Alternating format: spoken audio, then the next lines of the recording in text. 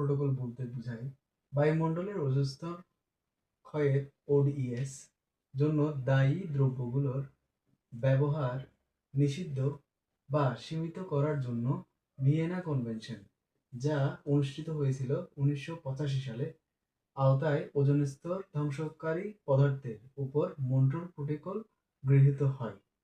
ODS বলতে বোঝায় ozone ডিপ্লেটিং substances, যার মধ্যে আছে CFC, halons, carbon tetrachloride, methane, chloroform এবং যা মন্ট্রিল প্রোটোকল গৃহীত হয় 16 সেপ্টেম্বর 1987 মন্ট্রিল, কানাডাতে।